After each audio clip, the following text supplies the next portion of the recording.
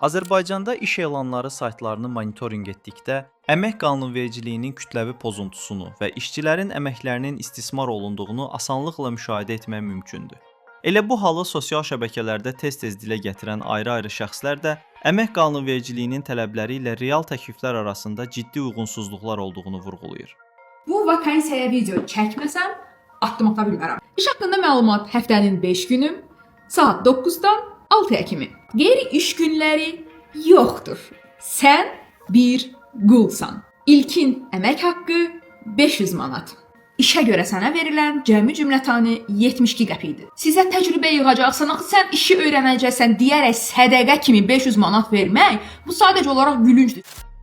Mütəxəssislər iş elanlarının əmək bazarının real vəziyyətini əks etdirən göstəricilərdən biri olduğunu deyirlər. Əgər vakansiyalarda uzun iş saatları və aşağı maaş normaya çevrilirsə, bu əmək münasibətlərində sistemli problemlərin mövcudluğuna işarə edir. İşə götürüləndən sonra isə işçilər həmin sistemli problemlərlə qarşı-qarşıya qalırlar.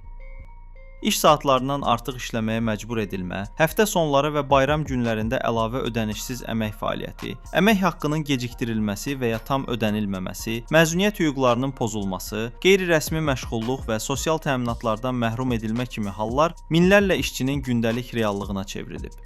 3 ay yaxındır biz əmək haqqı ala bilmirik. Bəzi yoldaşların mart ayını belə əmək haqqısı durur. 8 saatda işləmişik, 11 saatda işləmişik. Yəni bizim pulumuzu vaxtında verilmir. Bu dəqiqədə bizə başımıza Allah'tan ki, bugün verəcək, sabah verəcək. Nə baxan yox, nə biz pulumuzu verir. Elə çıxır ki, biz quluq da, Azərbaycan vətəndaşı qul kimi işlədirlər.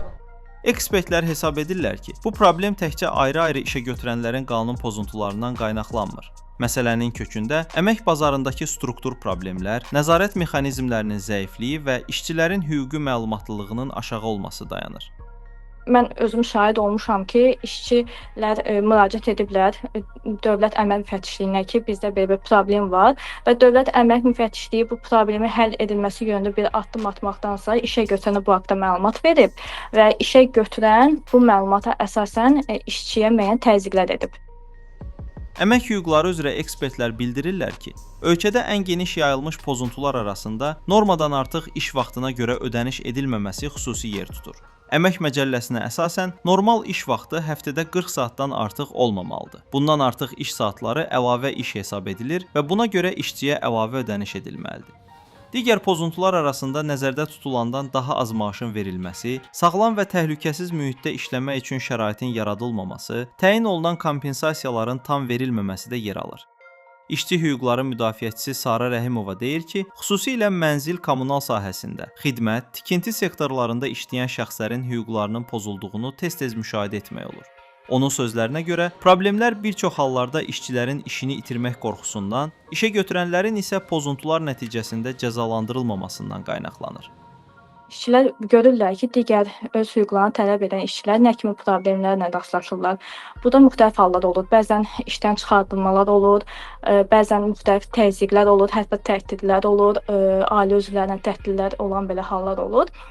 Buna görə işçilər çəkinirlər, inanmırlar ki, onların hüquqları bərpa oluna bilər. Və işə götürən şəxslər də rahatdırlar, daha çox dövlət qurumları, müxtəlif vəzifəli şəxslərlə və məmurlarla bağlı olan iri şirkətlər rahat şəkildə qanun pozuntuları həyata keçirə bilirlər. Və bu şəxslər çox nadir hallarda cərimələnirlər və hansı bir sanksiyaya məruz qalırlar. Və bu səbəbdən də bu kimi problemlər daha da artmağa davam edir. Əmək hüquqları üzrə mütəxəssislər dövlət nəzarətinin kifayət qədər effektiv olmadığını vurğulayırlar. Onların fikrincə, əmək müfəttişliklərinin imkanlarının məhdud olması, yoxlamaların azlığı və bəzi hallarda şikayət mexanizmlərinin səmərəsiz işləməsi qanun pozuntularının davam etməsinə şərait yaradır. Aidiyyəti qurumun mövcud problemlərlə bağlı monitorinq apararaq, bu barədə ictimaiyyətə şəffaf şəkildə hesabat verməli olduğunu deyən Sara Rəhimova, reallıqda isə bu məlumatların heç də hər zaman əlçatan olmadığını söyləyir. Bütün şikayətlər rəsmi şəkildə qeydiyyata alınmır və biz özümüz də müəyyən bir statistik hesabat aparmaq istəyirik. Bunu da apara bilmirik. Çünki məlumatlar toplusu yoxdur, geniş əlaqələr yoxdur, resurs yoxdur və yəni şikayətlər rəsmiləşmir. Şikayətlər rəsmiləşmədiyinə görə yalnız məsələn mənim gördüyüm problemləri mən bilə bilirəm. Ümumi problemləri görə bilmirəm, ümumi problemləri bilə bilmirəm. Digər mühüm səbəb işçilərin öz hüquqları barədə məlumatlılığının aşağı səviyyədə olmasıdır. Bir çox vətəndaş hansı halların qanun pozuntusu hesab edildiyini və hüquqlarının pozulması zamanı hara müraciət etməli olduqlarını bilmir.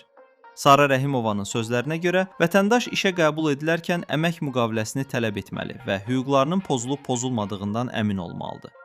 Çəkinməməlidir ki, onu işdən çıxaracaqlar və s. Əgər hər hansı bir iş şəraitində, hər hansı bir təzyiqlə, hər hansı bir problemlə rastlaşarsa belə müxtəlif qurumlara, əsasən də Dövlət Əmək Müfəttişliyinə, Əmək Müfəttişliyi xidmətinə müraciət etməlidir. Oradan bir cavab gəlməsə daha irəli getməlidir. Çünki işçilər öz hüquqlarını tələb edilməsələr, onların hüquqlarını heç kəs tələb etməyəcək. Çünki heç kəsin xəbəri olmayacaq ki, onların hüquqları pozulub. Hüquqşünaslar Azərbaycanda əmək münasibətlərini tənzimləyən qanunvericilik bazasının kifayət qədər geniş olduğunu bildirirlər. Əmək məcəlləsində iş vaxtı, istirahət günləri, məzuniyyət hüquqları, əlavə iş saatlarının ödənişi və əmək haqqının verilməsi ilə bağlı konkret normalar mövcuddur. Ekspertlərin fikrincə, problem daha çox bu normaların icrasında və nəzarət mexanizmlərində müşahidə edilir. İnzibati Xətalar Məcəlləsinin 192-ci maddəsinə əsasən qanun pozuntusu olduqda, yəni işə götürənlər cərimə olunurlar. O da müəyyən problemlər əsasında olur. Məsələn, vardır ki, əmək müqaviləsi olmadan işçilərin işlədilməsi, iş saatından daha çox işlədilməsi, az yaşlıların işlədilməsi. Onların hər birinə əsasən bir cərimə tətbiq olunmalıdır. Lakin bu cəriməni ödəməyiblər. Amma məsələnin həll olunduğu hallar olub. Hüquqşünas Zakir Bayramov isə bu cəzaların effektiv olmadığını düşünür. Onun sözlərinə görə, aidiyyatı qurumlar mövcud problemi sonadək həll etmir və zərərçəkənə dəymiş zərərə görə kompensasiya ödənilməsi təmin edilmir.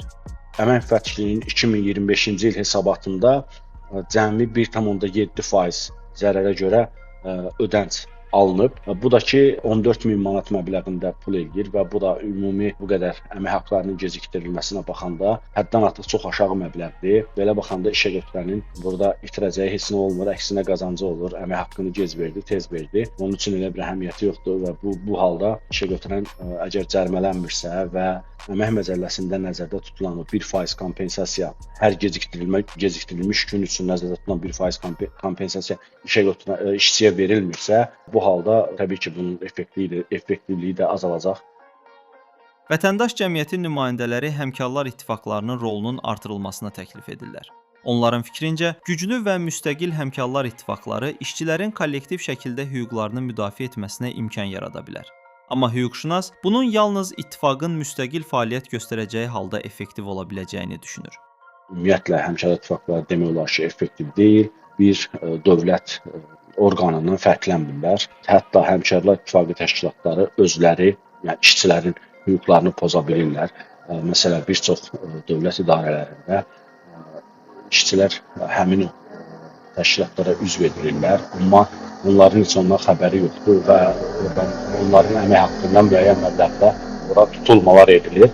Bu da deməli, əslində təşkilatın könüllülük prinsipinə ziddir. Ölkədə zaman-zaman müxtəlif sahələr üzrə işçilər hüquqlarının pozulmasına, istismara etiraz olaraq aksiyalar keçirib. Onlardan ən məşhuru 2023-cü ildə kuryerlərin təşkil etdiyi aksiya hesab edilir. Bu aksiya polis müdaxiləsi ilə dağıdılıb, kuryerlərin hüquqlarını müdafiə edən İşçi Masası Həmkarlar İttifaqları Konfederasiyasının sədri Afiyəddin Məmmədov da daxil olmaqla bir neçə üzvü müxtəlif ittihamlarla həbs ediliblər. Yəni dayanmaq fikrimiz yoxdur. İqtisadçıların fikrincə, əməyin istismarını artıran əsas amillərdən biri işsizlik və əmək bazarında rəqabətin zəif olmasıdır. İş tapmaqda çətinlik çəkən insanlar hüquqlarının pozulmasına baxmayaraq, işlərini itirmək qorxusundan etiraz etmirlər.